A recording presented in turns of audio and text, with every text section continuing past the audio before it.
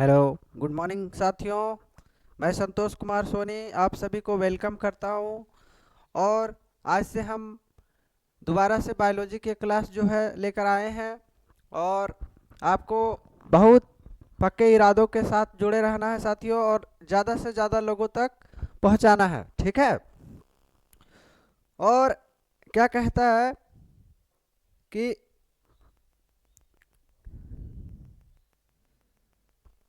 देखिए, हीरो को परखना है तो अंधेरे का इंतजार कीजिए।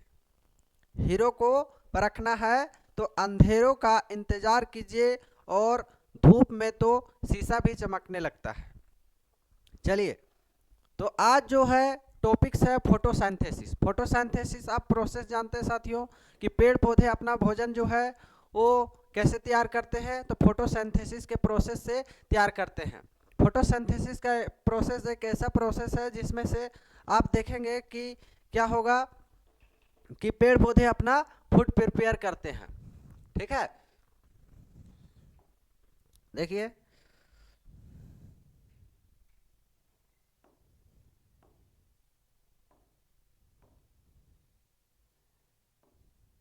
देखिए बायोलॉजी बायोलॉजी क्या है साथियों? जीव विज्ञान। जीव विज्ञान जीव विज्ञान में बेसिकली हम लोग जानेंगे क्या? प्लांट्स के बारे में, एनिमल्स के बारे में। तो देखिए, फोटोसिंथेसिस हमारा जैसे न्यूट्रिशन टॉपिक्स चल रहा था, और न्यूट्रिशन टॉपिक्स में ही एक सब टॉपिक्स आता है जिसका नाम है क्या? न्यूट्रिशन, पोषण। पोषण, इस पोषण टॉपिक्स में एक सब टॉपिक्स आता है। जैसे आप लोग पढ़ते होंगे, ज्योमेट्री पढ़ते होंगे, तो ज्योमेट्री के अंदर में क्या आता है? लाइन्स एंगल्स आता है। फिर उसमें से लाइन्स एंगल में रे आता है। तो टॉपिक्स के अंदर टॉपिक्स आएगा, ठीक है। मतलब टॉपिक्स के अंदर सब टॉपिक्स आते हैं। तो इसके अंदर में ही एक टॉपिक्स है जिसका नाम है फोटोसिंथेसिस। फोटोसिंथेसिस फोटोसिंथेसिस फोटोसिंथेसिस को हम लोग प्रकाश संश्लेषण कहते हैं। क्या कहते हैं? प्रकाश संश्लेषण। प्रकाश संश्लेषण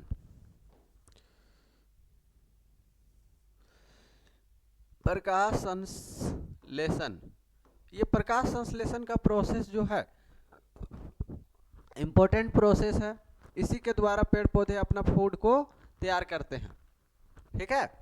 द फोटोसिंथेसिस प्रोसेस को आप लिख लीजिए। The process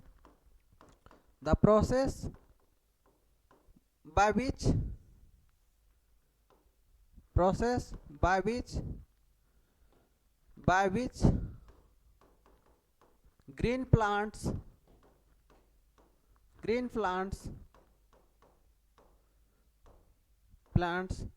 prepare their food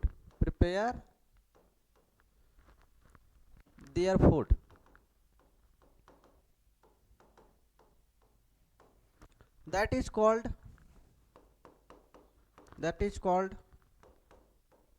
photosynthesis.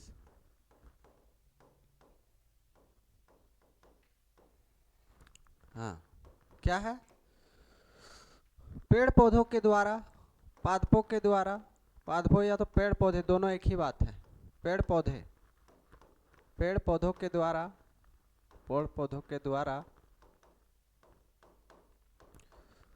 भोजन बनाने की प्रक्रिया, भोजन तैयार करने की प्रक्रिया प्रकाश संश्लेषण कहलाती है। प्रकाश संश्लेषण कहलाती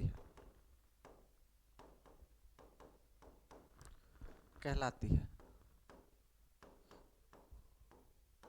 ठीक है। ये प्रकाश संश्लेषण का प्रोसेस है साथियों, जिससे पेड़ पौधे अपना फूड तैयार करते हैं। देखिए, इसमें से एक आपको ध्यान रख लेना है, CO2 से बनाते हैं ये, plus CO2 plus 12H2O chlorophyll के प्रेजेंस में होगा, क्योंकि यहाँ पे क्लोरोफिल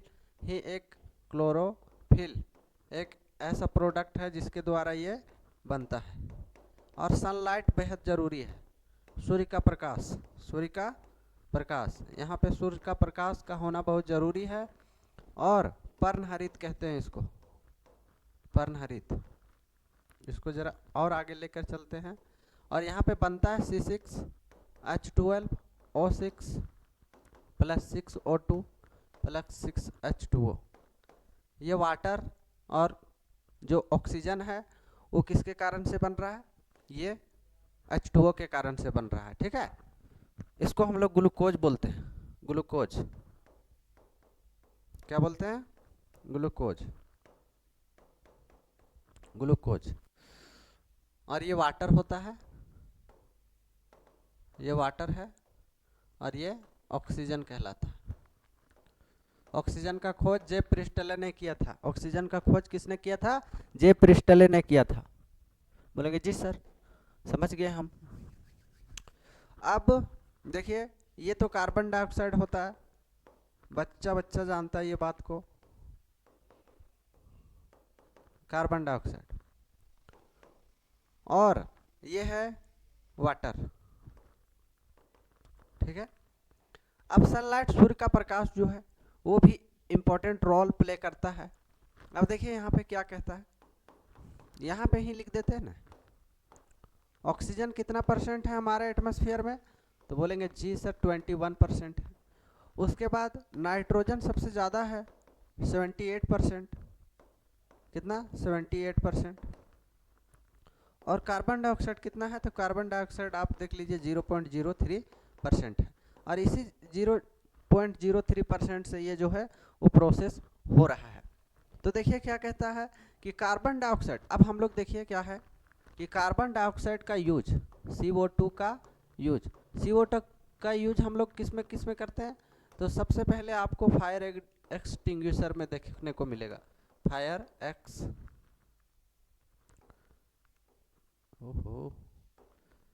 एक्सटिंग्विशर, अग्निशमन यंत्र में, अग्निशमन यंत्रों में। उसके बाद दूसरा कोल्ड ड्रिंक और सोडा वाटर में, cold drink and soda water में, सोडा वाटर में, ठीक है, सोडा वाटर और कोल्ड ड्रिंक्स, कोल्ड ड्रिंक्स, ठीक है। तो CO2 जो है एटमॉस्फेयर में बहुत कम है, लेकिन CO2 को एब्जॉर्ब कौन करता है, तो प्लांट्स करते हैं, ग्रीन प्लांट्स, ठीक है। CO2 को एब्जॉर्ब कौन करता है, तो ग्रीन प्लांट्स करते हैं। जैसे यहाँ पे आ जाएंगे आप, तो जैसे आप पेड़ पौधे पे देखेंगे, जैसे प्लांट है, प्लांट, ये प्लांट पेड़ पौधे कहलाते हैं, पेड़ पौधे, पेड़ पौधे अपना भोजन जो है किस प्रोसेस से बनाते हैं, तो ये है फोटोसिंथेसिस। जैसे हम लोग मैगी बनाते हैं, मैगी बनाते हैं, हाँ, तो मैगी में क्या क्या लगता है, दूसरा तीसरा, मैगी बनाते हैं तो हम लोगों को नूडल्स लगता है, नूडल्स, वाटर्स लगता है, वाटर, पानी लगता है, और स्पाइसेस लगता है, ठीक है। मसाला, मसाला का सबसे ज़्यादा खेती जो है वो कहाँ, केरला में होता है, ये पानी है। नूडल, नूडल, ठीक है। अब देखिए, और इसमें से फोर्थ में आपको हीट भी लगता है, हीट, हीट मतलब उष्मा, गैस पर बनाएंगे, चूल्हा पे बनाएंगे, ठीक है, इंडक्शन पर बनाएंगे, तो ये सभी प्रोसेस है उसमें। लेकिन देखिए पेड़ पौधे अपना फूड प्रिपेयर कैसे करते हैं, तो वो भी तो अपना CO2 रखेंगे, तो ये नूडल्स उनका जो है CO2 है पेड़ पौधे का। दूसरा, उनको भी तो वाटर का ज़रूरत होगा, उनको भी वाटर का ज़रूरत होगा। तीसरा, और उनको भी तो स्पाइस का ज़रूरत होगा, ठीक है, और हीट का ज़रूरत होगा, ठीक है। तो ये सारे के सारे प्रोसेस है उसमें, इसमें भी जो है सनलाइट से प्राप्त होता है। पानी जो है वो आपको देखे होंगे कि मिट्टी से प्राप्त कर लेते हैं ज़मीन के अंदर से, और कार्बन डाइऑक्साइड एटमॉस्फेयर में 0.03% तो मौजूद है ही है। ठीक है, तो पेड़ पौधे क्या करते हैं,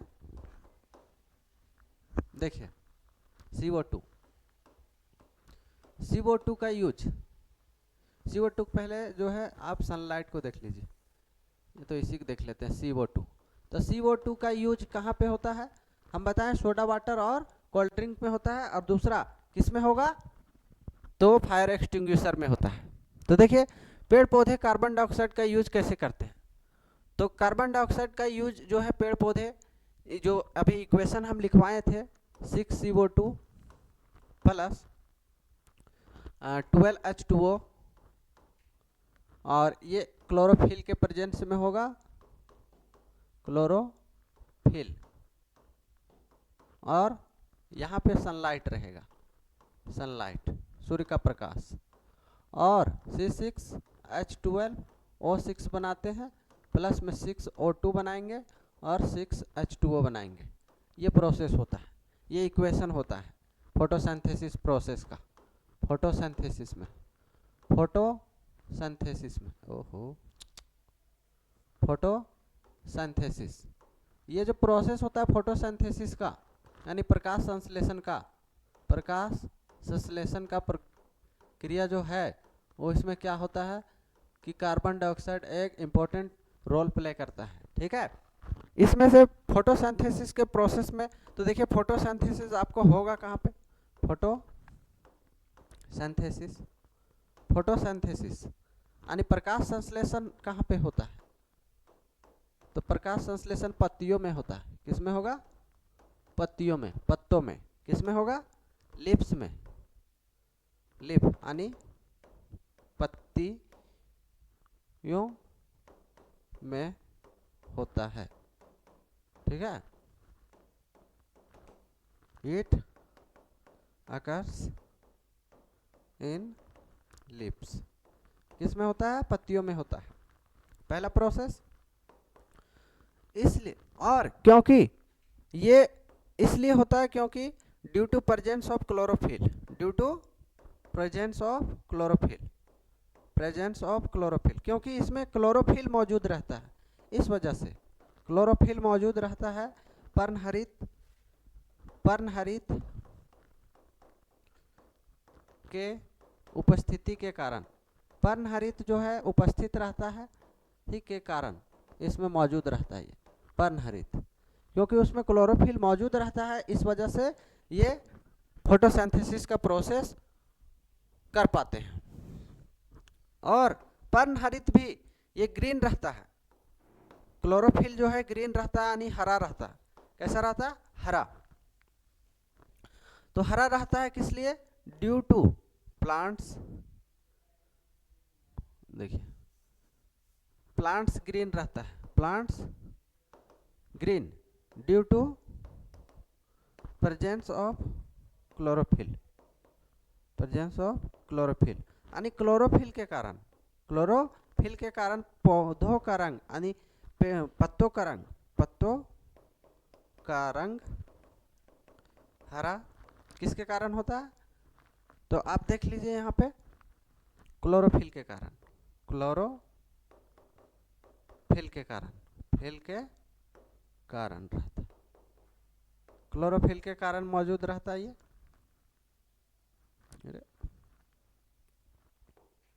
के कारण, क्लोरोफिल के कारण पौधों का रंग, पादपों का रंग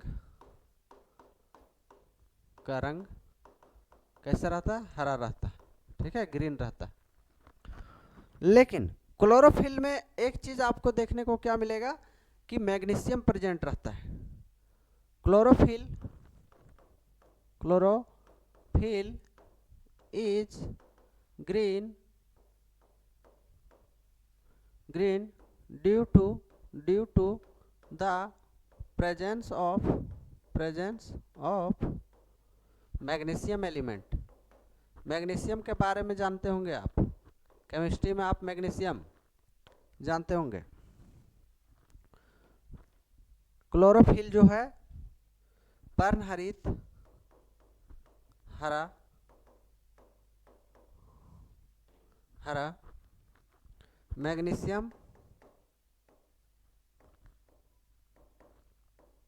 के कारण होता है। आप जानते होंगे मैग्नीशियम के बारे में। यहाँ देखते हैं मैग्नीशियम को Mg से डिनोट करते हैं। क्या होता है? मैग्नीशियम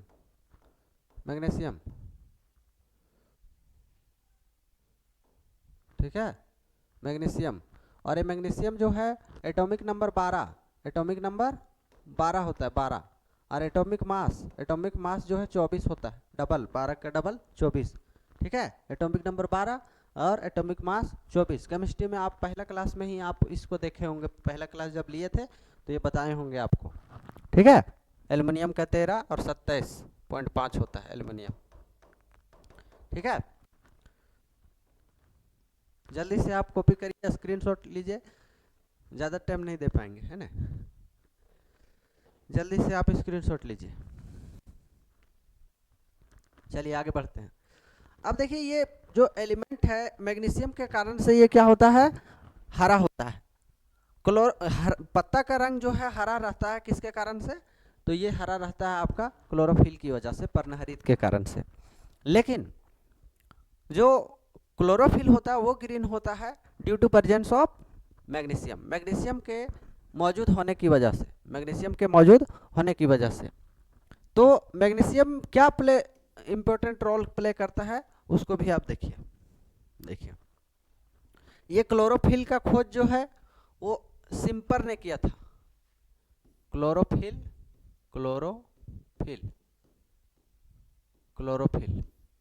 ये क्लोरोफिल का खोज किसने किया? तो सिम्पर ने किया। किसने किया? सिम्पर ने किया। किसने किया? सिम्पर ने। ठीक है, और इसको हम लोग kitchen house of the plant बोलते हैं। Kitchen house of the plant कहते हैं। Kitchen house of the plant. पेड़ पौधों का रसोई घर कहते हैं।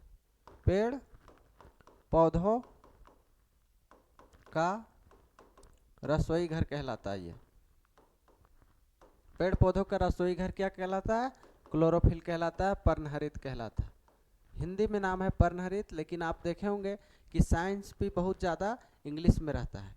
साइंस पूरा टोटली जो है इंग्लिश में ही लिखने का प्रयास करता है, तो इसलिए आप इंग्लिश का टर्मिनोलॉजी याद रखें, ज़्यादा अच्छा रहेगा। ठीक है, kitchen house of the plant कहते हैं। ठीक है, और ये भी आप देखे होंगे कि प्लांट जो है वो एटीपी के रूप में अपना जो है एनर्जी को स्टोर करते हैं। ठीक है, तो एटीपी भी हम कल बताए थे, एडिनोसिन ट्राइफॉस्फेट, और इसी को हम लोग बोलते हैं energy factory. Energy factory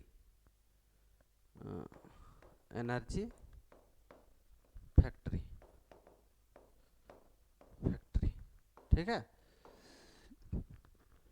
kitchen house of the plant हो गया ये। अब सनलाइट जो आता है इसमें, तो हम सभी जानते हैं कि इन लोग यहाँ पे सनलाइट का जो मेन सोर्स है, जरा सा कार्बन डाइऑक्साइड यदि बढ़ जाएगा, तो कार्बन डाइऑक्साइड का लेवल यदि बढ़ेगा तो एटमॉस्फेयर में जो है वो क्या हो जाएगा? थोड़ा सा हीट ज़्यादा बढ़ेगा, टेम्परेचर बढ़ जाएगा, तो कार्बन डाइऑक्साइड का लेवल बढ़ेगा। कार्बन डाइऑक्साइड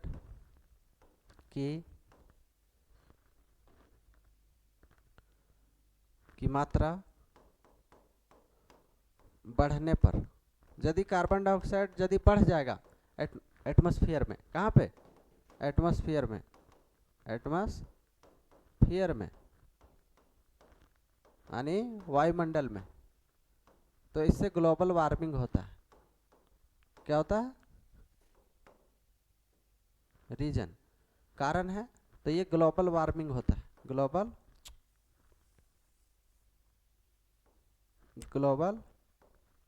वार्मिंग होता है। और ग्लोबल वार्मिंग आप जानते हैं क्यों होता है? भूमंडलीय तापन इसको बोलते हैं। भूमंडलीय तापन। अब भूमंडलीय तापन जो है वो किसके कारण से होता है? कार्बन डाइऑक्साइड का एटमॉस्फेयर में बढ़ जाना। तो कार्बन डाइऑक्साइड, जैसे आप देखिए कि एटमॉस्फेयर में 21% ऑक्सीजन का होना आवश्यक है, और मान लीजिए कि ऑक्सीजन का लेवल बढ़ जाएगा, सॉरी कार्बन डाइऑक्साइड का लेवल बढ़ जाएगा तो ऑक्सीजन तो कम हो जाएगा। तो इसमें क्या होगा, कार्बन डाइऑक्साइड, हम लोग कार्बन डाइऑक्साइड तो लेते नहीं हैं, कार्बन डाइऑक्साइड पेड़ पौधे लेते हैं और ऑक्सीजन को रिलीज करते हैं। पेड़ पौधे ऑक्सीजन को रिलीज करते हैं और कार्बन डाइऑक्साइड को लेते हैं, लेकिन हम लोग ऑक्सीजन को लेते हैं, कार्बन डाइऑक्साइड को रिलीज करते हैं। तो अगर पेड़ पौधे की संख्या कम हो जाए तो ऑटोमेटिक से कार्बन डाइऑक्साइड बढ़ जाएगा, ठीक है। तो हमें इसलिए पेड़ पौधे लगाने की ज़्यादा से ज़्यादा सलाह दी जाती है ताकि एटमॉस्फेयर में बैलेंस बना रहे और उसी बैलेंस की वजह से ऑक्सीजन का जो अमाउंट है वो निरंतर बना रहे, एक इक्विवेलेंट बना रहे, ठीक है। तो यदि बढ़ जाएगा तो बहुत सारे ग्लेशियर क्या है, पिघलने लगेंगे। ग्लेशियर मतलब होता है बर्फ का जो, समझ लीजिए कि अमाउंट होता है वो हिमालय पे चाहे तो बहुत बहुत ऊंचे ऊंचे पहाड़ों पे जो बर्फ का टुकड़ा होता है वो पिघलने लगता है ऑक्सीजन, मतलब टेम्परेचर बढ़ने की वजह से। और यदि बढ़ने लगेगा तो पहले नदी में जाएगा, नदी से होते हुए वो समुद्र में जाएगा। मान लीजिए समुद्र का लेवल पानी का यहाँ है तो बढ़ के कहीं ना कहीं ये ऊपर आ जाएगा, इधर आ जाएगा, और इससे जो है आसपास के जो कोस्टल एरिया में रहने वाले लोग हैं या तो वैसे लोग जो आइलैंड के किनारे रहते हैं वहाँ पे ग्लोबल वार्मिंग की वजह से जो है बाढ़ आने की संभावना, उन लोगों को समस्या उत्पन्न होगा।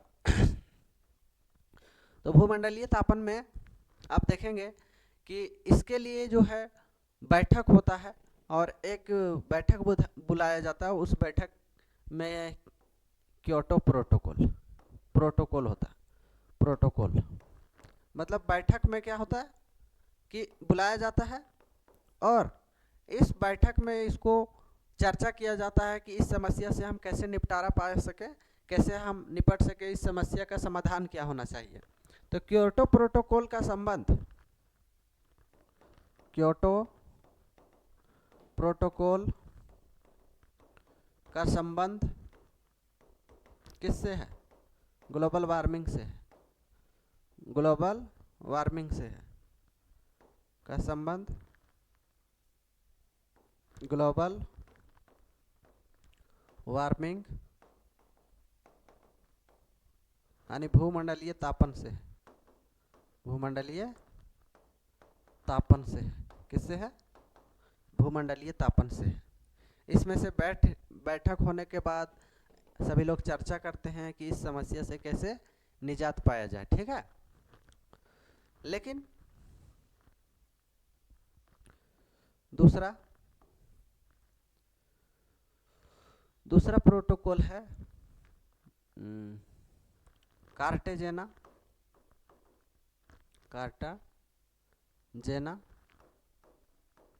प्लस नगोया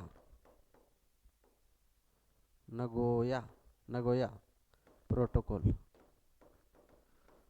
ये इन्वायरमेंट से रिलेटेड है, ठीक है, नगोया प्रोटोकॉल।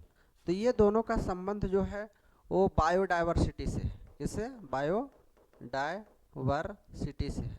बायोडाइवर्सिटी से, जैव विविधता, आप नाम सुने होंगे, जैव विविधता, ठीक है, जैव विविधता से। और जैव विविधता मतलब जीवों का जो स्पीसीज है वो अलग अलग है। जैसे आप देखे होंगे कि कैरोलस लिनियस साहब ने बताया था द्विनाम पद्धति के बारे में, फिर 5 किंगडम क्लासिफिकेशन आया, तो उसमें से एनिमल्स को अलग अलग कैटेगरी में बांट दिया गया। एनिमल्स को बांट दिया गया 5 कैटेगरी में। शुरुआत में इनिशियली में कितना कैटेगरी में बांटा गया? तो 2 कैटेगरी में बांटा गया, ठीक है।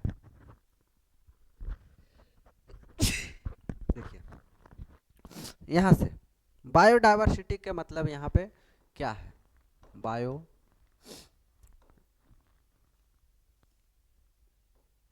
डाइवर्सिटी, बायो डाइवर्सिटी मतलब जैव विविधता, जैव विविधता।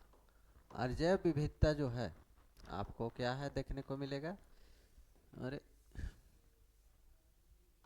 जैव विविधता, ठीक है, जैव विविधता। और इस जैव विविधता में जीवों, पादपों एवं जीवों में विविधता होता है, पादपों एवं जीव जंतुओं में, जीव जंतुओं में विविधता, विविधता, विविधता, ठीक है। हाँ, इसमें अलग अलग तरह के जीव भी होते हैं, अलग अलग तरह के पेड़ पौधे भी होते हैं। और ये जो बायोडाइवर्सिटी है, word coined by, word coined by, coined by, तो ये शब्द दिया, शब्द किसने दिया, तो शब्द दिया है वाल्टर जी रोजन ने। किसने दिया, वाल्टर जी रोजन ने दिया, वाल्टर जी रोजन ने दिया, वाल्टर जी रोजन, वाल्टर जी रोजन साहब ने ये शब्द दिया था और बताया था कि अलग अलग जो जीव जंतु है, पादप है, उनका अलग एक हैबिटेट होता है और उसी हैबिटेट में ये लोग रहते हैं। और उनके जो हैबिटेट है उनके साथ यदि अप डाउन किया जाए या तो उसमें कोई डिफरेंस क्रिएट किया जाए तो उनका जो जीवन है वो नष्ट हो जाता है। जैसे आप डायनासोर के बारे में जानते होंगे, डायनासोर विलुप्त हो गया, ठीक है, एक्सटिंक्ट हो गया। तो इसका कारण क्या था कि उनको जो प्रॉपर एनवायरनमेंट था, हैबिटेट था, उनके साथ छेड़छाड़ किया गया, इस वजह से वो विलुप्त हुए। तो यदि आप मान लीजिए कि हम लोग 40 डिग्री सेल्सियस टेम्परेचर को सहन कर सकते हैं, बियर कर सकते हैं, तो 40 डिग्री तक हम लोग जीवन यापन कर लेते हैं। लेकिन यहीं पे मान लीजिए कि 55 डिग्री सेल्सियस टेम्परेचर हो जाएगा तो हम लोग नहीं सहन कर पाएंगे, ठीक है। उसी प्रकार जैसे पोलर बियर का नाम सुने होंगे आप, पोलर बियर कि वो हिमालय के तराई में रहता है। तो पोलर बियर जो है वो ठंडे प्रदेश का एनिमल है। तो पोलर बियर को यदि हम गर्म यानी राजस्थान में छोड़ दे तो वो अपना जीवन जो है वो नहीं चला पाएगा, वो विलुप्त हो जाएगा, खत्म हो जाएगा। तो यही कारण है कि यदि टेम्परेचर जिसको ज़्यादा चाहिए वो वही रह सकता है। जैसे आप ऊँट को देखे होंगे राजस्थान में, वो रह लेता है क्योंकि वो टेम्परेचर को हैंडल कर लेता है। लेकिन पोलर बियर नहीं कर पाएगा क्योंकि कारण ये है कि उसका आदत पड़ गया है कि वो ठंडे प्रदेश में रहता है, ठीक है। अब देखिए, क्योटो प्रोटोकॉल का संबंध जो है ग्लोबल वार्मिंग से है और नगोया और कार्टेजेना प्रोटोकॉल जो है, नगोया और कार्टेजेना प्रोटोकॉल बायोडाइवर्सिटी से इसका संबंध है, ठीक है।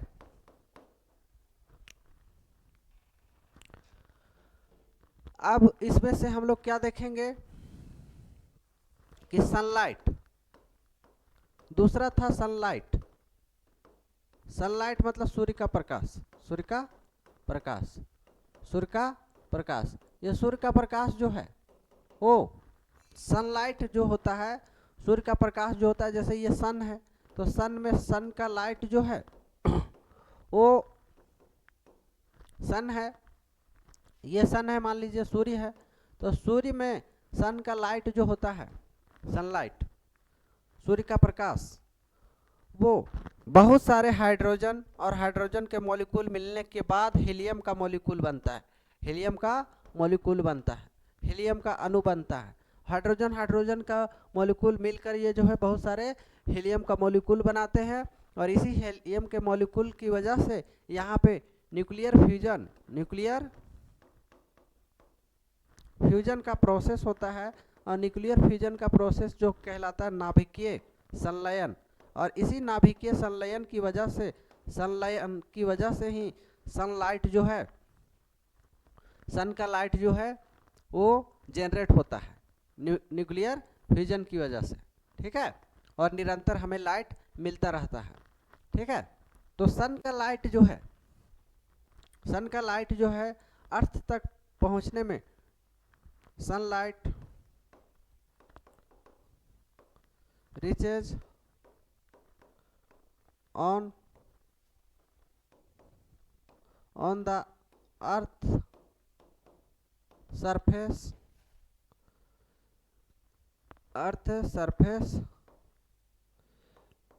to take 8 minute 20 second. मतलब सूर्य का प्रकाश जो है वो पृथ्वी तक पहुंचने में कितना समय लगता है? तो 8 मिनट 20 सेकेंड लगता है। 8 मिनट 20 सेकेंड लगता है सन का लाइट यहाँ पहुंचने में, ठीक है। और सन का लाइट जो है निरंतर हमें प्रकाश दे रही है। इसका कारण क्या है कि हाइड्रोजन के बहुत सारे मॉलिक्यूल जो है वो बनते हैं और हाइड्रोजन मिलके हीलियम बनाते हैं, और हाइड्रोजन मिलके हीलियम बनाते हैं। हीलियम का मॉलिक्यूल ये किस वजह से? न्यूक्लियर फ्यूजन की वजह से। और जो फोटोसिंथेसिस का प्रोसेस होता है उसमें लाइट एनर्जी जो है, लाइट एनर्जी या तो हीट एनर्जी किस में कन्वर्ट होता है? तो ये कन्वर्ट हो जाता है आपको केमिकल एनर्जी में, केमिकल एनर्जी में बदल जाता है, रासायनिक ऊर्जा में बदल जाता है, रासायनिक ऊर्जा में ये बदल जाता है। ये क्योंकि ये प्रकाश या तो ऊष्मा ऊर्जा होता है, प्रकाश या तो इसका ऊष्मा ऊर्जा, ऊष्मीय ऊर्जा बोलते हैं ऊर्जा। तो ये किस में बदल जाता है? बदल जाता है रासायनिक ऊर्जा में। जैसे आप देख रहे हैं ये माइक, तो माइक जो है वो किस में बदल रहा है? साउंड एनर्जी को इलेक्ट्रिकल में बदल रहा है कि नहीं? उसके बाद जो आप देख रहे हैं क्या बोलते हैं इसको, मोटर देख रहे हैं, तो ये किस एनर्जी को किस एनर्जी में बदल रहा है? तो ये भी आपको मैकेनिकल में बदल रहा है, मैकेनिकल, ठीक है। तो इलेक्ट्रिकल को मैकेनिकल में बदल रहा है। अब देखिए इसमें से जो डायनेमो है, डायनेमो आपको किस में? मैकेनिकल को इलेक्ट्रिकल में बदल रहा है। तो ये सब जो है वो एनर्जी एक फॉर्म से दूसरे फॉर्म में चेंज होता है। और आप पढ़े भी होंगे केमिस्ट्री में कि एनर्जी नेवर भी क्रिएटेड नॉर भी डिस्ट्रॉय। आप एनर्जी को ना ही बना सकते हैं ना ही नष्ट कर सकते हैं, only it can be change in to one form to another form. मतलब एक फॉर्म से दूसरे फॉर्म में आप इसको चेंज कर सकते हैं, बस, है ना। अब सन का लाइट तो ये पहुंच गया यहाँ तक, और सन का लाइट पहुंचने की वजह से प्रकाश संश्लेषण का प्रोसेस जो है वो जनरेट हो जाता है। देखिए कुछ फैक्ट है जो बिल्कुल आपको ध्यान रख लेना है, याद रख लेना है। वो फैक्ट आपको एकदम बिल्कुल रटा हुआ होना चाहिए। जैसे एक प्रोसेस होता है फर्मेंटेशन,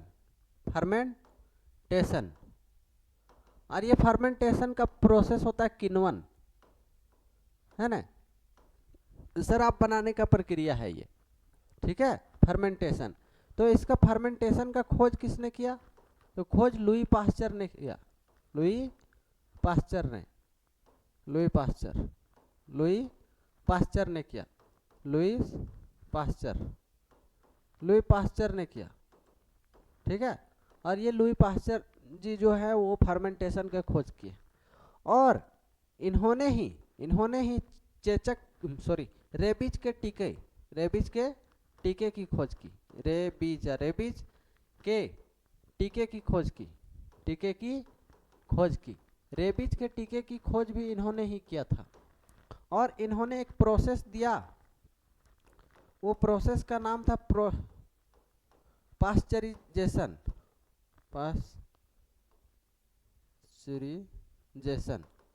पास्चरीकरण, ठीक है,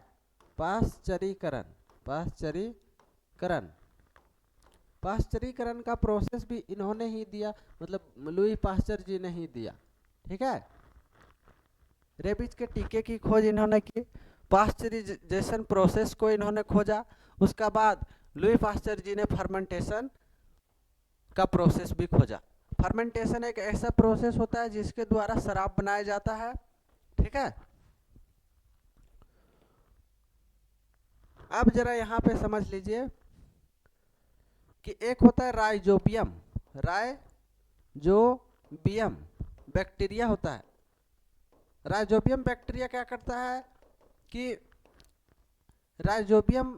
राइजोपस जो प्लांट होते हैं उस पौधे को क्या करता है कि नाइट्रोजन फिक्सेशन करता है, नाइट्रोजन फिक्सेशन करता है। नाइट्रोजन फिक्सेशन में क्या होता है कि नाइट्रोजन का यूज करके ये नाइट्रेट बनाते हैं, क्योंकि जो नाइट्रोजन होता है वो इनिशियली जैसा नाइट्रोजन रहता है वो उसी तरह हूबहू यूज नहीं किया जाता है, उसको नाइट्रेट में बदल कर उसको जो है यूज किया जाता है। जैसे आप देखोगे इसमें क्या, यहाँ पे एमिनो एसिड के बारे में आप जानते होंगे, एमिनो एसिड। तो एमिनो एसिड जो होता है वो डायरेक्टली यूज नहीं किया जाता है, सबसे पहले इसको तोड़ा जाता है, ठीक है। और जैसे पेप्टोन, पेप्टोन के बाद पेप्टाइड, पेप्टाइड उसके बाद यूज किया जाता है ये, ठीक है। तो ये प्रोसेस होता है। जैसे आप देखे होंगे कि हीमोग्लोबिन का भी यूज होता है और ऑक्सीजन का यूज होता है। तो हीमोग्लोबिन और ऑक्सीजन को जब मिलाएंगे तो ऑक्सी हीमोग्लोबिन बनता है, ऑक्सी हीमोग्लोबिन बनता है। ये ब्लड वाले चैप्टर में हम लोग जानेंगे ऑक्सी हीमोग्लोबिन। लेकिन वो एक्सी हीमोग्लोबिन जो है वो पूरा कंटेन नहीं कर पाता है, पूरा बोलता है कि हम सारा का सारा ऑक्सी हीमोग्लोबिन को नहीं ले जा पाएंगे, ठीक है। हम कुछ ही हीमोग्लोबिन को ले जा पाएंगे, तो वो चुन के लेकर जाता है, ठीक है। तो वो हम ब्लड में देखेंगे।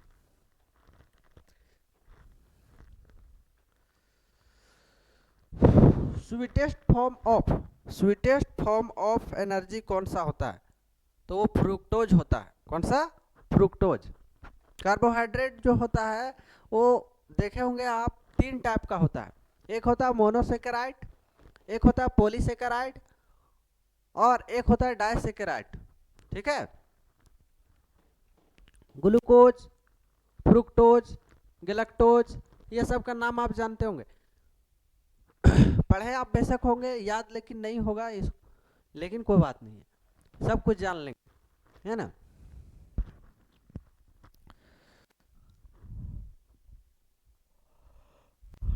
देखिए आगे चलते हैं हम, यहाँ पे देखिए कि स्टडी ऑफ फ्लावर क्या कहलाता है, जरा बताइए तो हमको। Study of flower, study of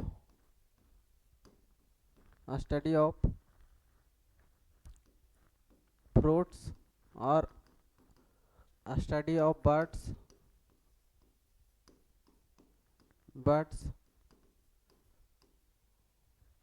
और स्टडी ऑफ सेल्स। ये सब आपको सवाल है एक्स्ट्रा जो डायरेक्ट मिलेगा आपको क्वेश्चन पेपर में, डायरेक्ट आपको टिक करना है, यदि याद है तो तुरंत टिक कर लेंगे। Tissue,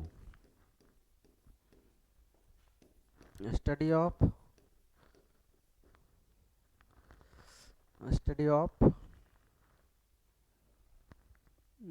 blood.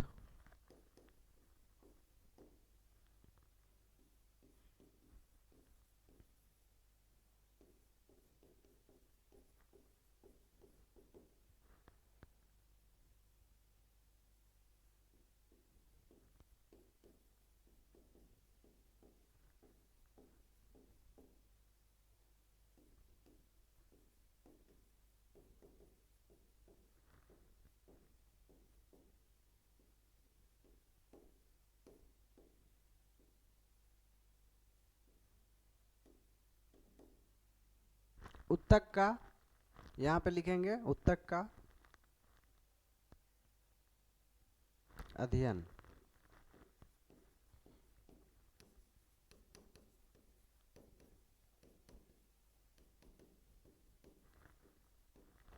यहाँ पे लिखेंगे पक्षियों का अध्ययन,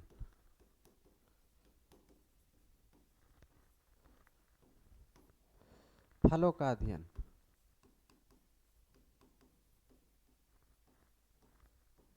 और यहाँ पे आप फूलों का अध्ययन।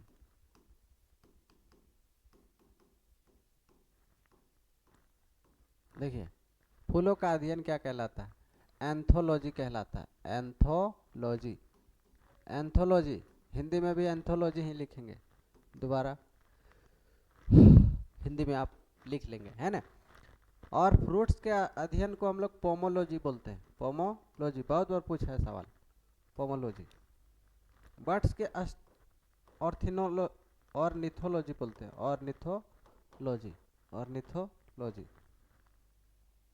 अब कहेंगे सेल्स, साइटोलॉजी, ठीक है।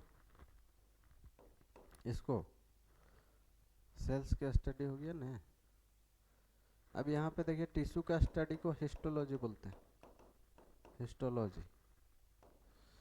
उसके बाद ब्लड के स्टडी को हेमेटोलॉजी बोलते हैं, haematology, haematology. Cardiology, cardiology, cardiology. मजा आ गया। अब देखिए यहाँ पे आप तो जान ही रहे हैं कि कार्बन डाइऑक्साइड का हम यूज किए हैं। कार्बन डाइऑक्साइड कैसे यूज कर रहे हैं पेड़ पौधे, वो भी हम जान रहे हैं। और अब सनलाइट का भी यूज हो गया, सनलाइट का भी यूज कर लिया गया। अब हम लोग किस में चलेंगे? वाटर एंड मिनरल में चलेंगे, वाटर एंड मिनरल्स।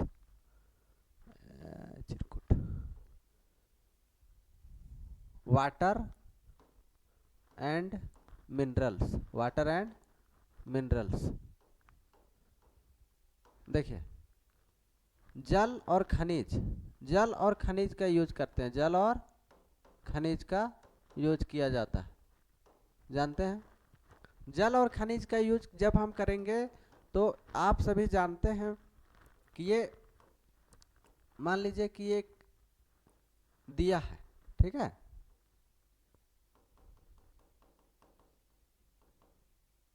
दिया है, लैंप इसको बोलेंगे, दिया। तो इसमें से आपको ऑयल यहाँ पे रहता है, मौजूद रहता है ऑयल, दिया। और दिया में से एक जो है बाती रहता है, ठीक है। ये बाती से डायरेक्ट जो है यहाँ पे तेल चला जाता है, मतलब तेल जैसे ऊपर चला जा रहा है। तो ये कैसा होता है प्रोसेस? कैसिकत्व कहलाता है, कैसिकत्व कहलाता है, कैसिकत्व। कैपिलरी एक्शन बोलते हैं, कैपिलरी एक्शन। कैपिलरी एक्शन के माध्यम से ही ये ऊपर पहुंच जाता है, ठीक है। तो ठीक उसी प्रकार पेड़ पौधे जो होते हैं वो मिनरल्स और वाटर को लेते हैं इसी प्रोसेस के द्वारा, ठीक है। तो देखिए यहाँ पे पेड़ बना रहे हैं हम,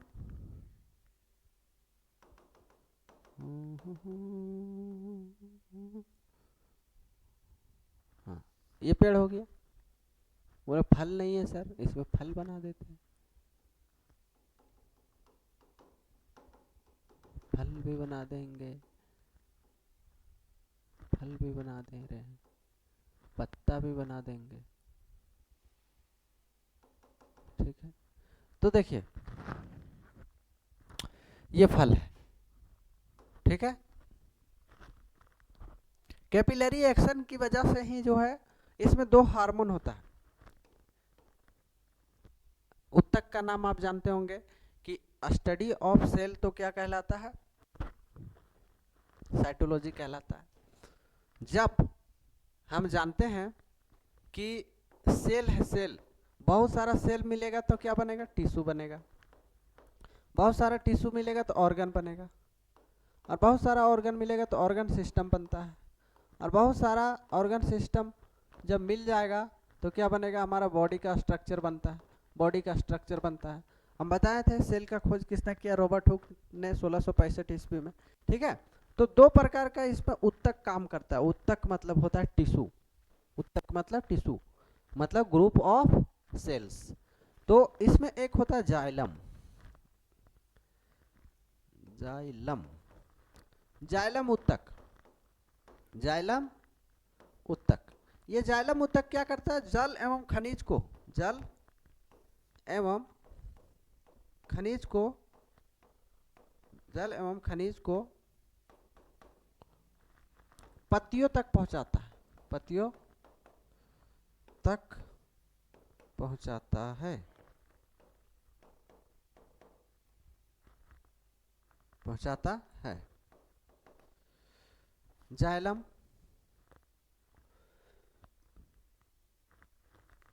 water and minerals,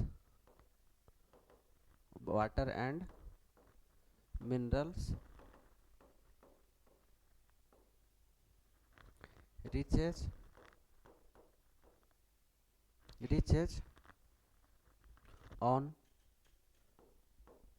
the leaf, leaf पत्तियों तक पहुंचाता है, ठीक है, by the help of, by the help of xylem, xylem की मदद, जाइलम के मदद से पहुंचता है ये। जाइलम जो है वाटर और मिनरल्स को क्या करता है, पत्तियों तक पहुंचाता है, और ये पत्ती फिर वहां से क्या करते हैं, फूड को स्टोर करने लगते हैं ग्लूकोज के फॉर्म में। किसमें, ग्लूकोज, ग्लूकोज का बताएं C6H12O6 होता है ग्लूकोज के फॉर्म में, ठीक है। अब यहाँ जैसे ही पहुंच जाएगा, जल एवं खनिज को जाइलम पहुंचाता है, लेकिन अब डिफरेंट डिफरेंट हिस्से, जैसे मान लीजिए स्टेम हो गया, उसका बाद फल, फ्रूट्स, फ्लावर, ठीक है, तो ये सब हिस्सों में कौन पहुंचाएगा। इसके बाद एक उत्तक आता है जिसका नाम है फ्लोएम उत्तक, फ्लोएम, फ्लोएम, ये उत्तक फ्लोएम, फ्लोएम, ये फ्लोएम उत्तक क्या करता है कि जो भी ग्लूकोज बनता है, ग्लूकोज जो बनेगा, ग्लूकोज बने हुए ग्लूकोज को, बने हुए ग्लूकोज को पेड़ पौधे के अलग अलग हिस्सों तक, अलग अलग, अलग अलग हिस्सों तक, हिस्सों तक पहुंचाता है, हिस्सों तक पहुंचाता है, पहुंचाता है, ठीक है। Phloem, phloem, phloem works on glucose, glucose पर ये वर्क करता है, एंड इट रीचेज,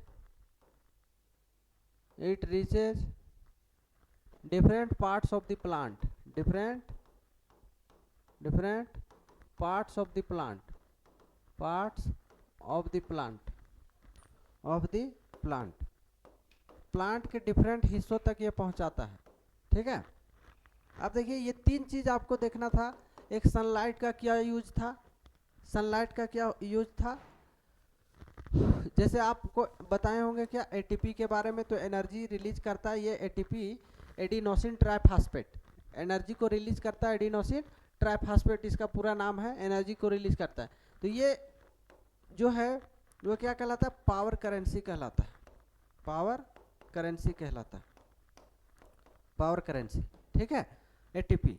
और ये एनर्जी जो है 4.3 किलो कैलोरी, किलो कैलोरी के रूप में, कैलोरी,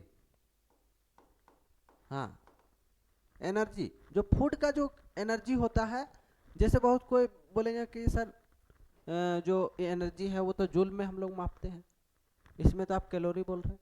तो जो फूड का एनर्जी होता है वो किलो कैलोरी में, कैलोरी में मेजरमेंट होता है, ठीक है।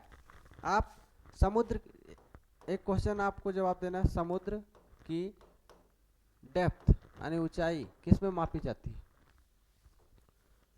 गहराई, तो ये आपको फैदोमीटर में मापी जाती, फैदोमीटर में, ठीक है। और किलो कैलोरी, कैलोरी जो होता है यूनिट होता है फूड के एनर्जी को मेजरमेंट के लिए, ठीक है। एक सवाल और आपसे डिफरेंट थोड़ा पूछ लेते हैं। जो ट्रांसपिरेशन होता है, ट्रांसपिरेशन आप कल हम इस चीज़ पर जिक्र करेंगे, ट्रांसपिरेशन क्या है, मतलब वाष्पोत्सर्जन, वाष्पोत्सर्जन, वाष्पोत्सर्जन का प्रोसेस क्या होता है, वाष्पोत्सर्जन। आप देखे होंगे कि पेड़ पौधे जो है वो वाटर को रिलीज करते हैं। जैसे आप देखे होंगे ये क्या नाम आता है, बबुल का जो पेड़ आता है, उस पेड़ में देखे होंगे कि गम जो है रिलीज किया जाता है, गम, गम मतलब होता है गोंद, ठीक है, बबुल के पेड़ में। तो वो गोंद जो है वो रिलीज होता है, एक्सेस अमाउंट ऑफ वाटर जो है उसमें से रहता है, जो रिलीज होता है तो वही गम के रूप में दिखता है आपको, ठीक है। तो ये वाष्पोत्सर्जन का प्रोसेस है। और वाष्पोत्सर्जन का प्रोसेस में क्या होता है कि जो एक्सेस अमाउंट ऑफ वाटर होता है पेड़ पौधों में, वो क्या करता है, रिलीज कर देता है, और वही ट्रांसपिरेशन कहलाता है, वाष्पोत्सर्जन, ठीक है।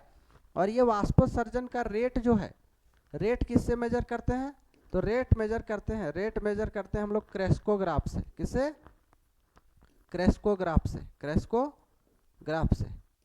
क्रेस्कोग्राफ एक यंत्र होता है, डिवाइस होता है, जिसके मदद से हम लोग क्या करते हैं कि इसको मेजरमेंट करते हैं, मतलब इसको मेजर करते हैं ट्रांसपिरेशन के प्रोसेस को। ये ट्रांसपिरेशन का प्रोसेस ये प्लांट में ही आएगा, और ये भी आपको इसमें देखना है, ठीक है। अब देखिए, और powerhouse of the cell तो हम बता ही चुके हैं, powerhouse of the cell किसको बोलते हैं, सेल, माइटोकॉन्ड्रिया, बताएं कि नहीं बताएं, बता दिए, माइटोकॉन्ड्रिया, माइटोकॉन्ड्रिया, माइटोकॉन्ड्रिया को powerhouse of the cell कहा जाता है, माइटोकॉन्ड्रिया, कोशिका का शक्ति गृह, शक्ति गृह, शक्ति गृह। और इसका खोज किसने किया, अल्टमैन ने किया, किसने खोज किया, अल्टमैन ने, अल्टमैन ने किया, किसने किया, अल्टमैन ने, ठीक है। मृत कोशिकाओं को, मृत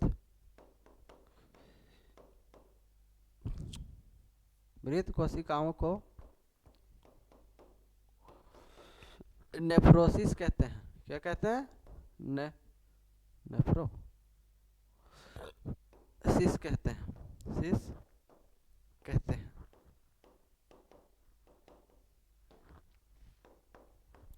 dead cells are called nephrosis, nephrosis, nephrosis कहलाता है ये, ठीक है।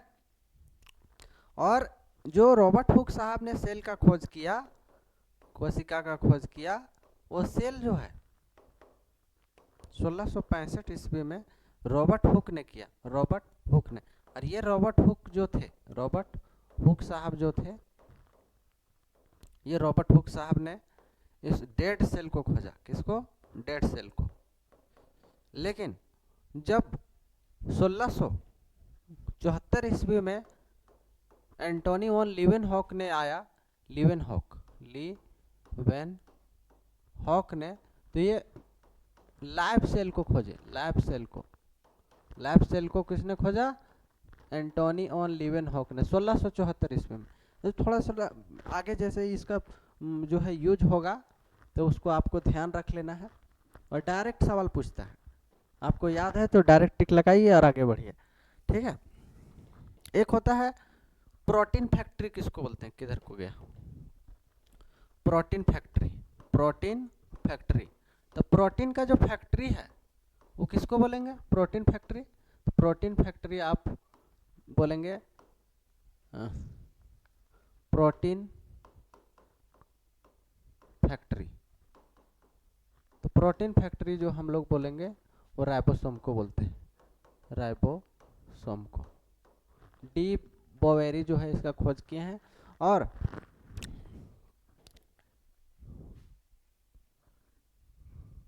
हाँ, प्रोटीन फैक्ट्री जो है वो क्या करता है कि प्रोटीन का सिंथेसाइज करता है, प्रोटीन सिंथेसिस करता है, सिंथेसिस करता है। इस वजह से इसको प्रोटीन का फैक्ट्री कहते हैं।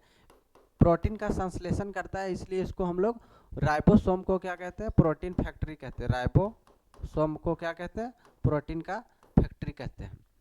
बाकी हम नेक्स्ट सेशन में देखेंगे साथियों।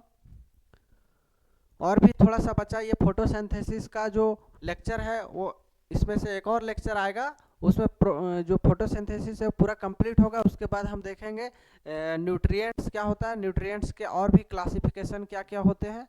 उसके बाद आप कार्बोहाइड्रेट देखेंगे, प्रोटीन देखेंगे, फैट देखेंगे, विटामिन्स मिनरल्स देखेंगे। उसके बाद चैप्टर खत्म हो जाएगा। एमसीक्यू आप लगा सकते हैं बाद में। उसके बाद फिर डाइजेस्टिव सिस्टम ये सब चलेगा। ठीक है, थैंक यू सो मच।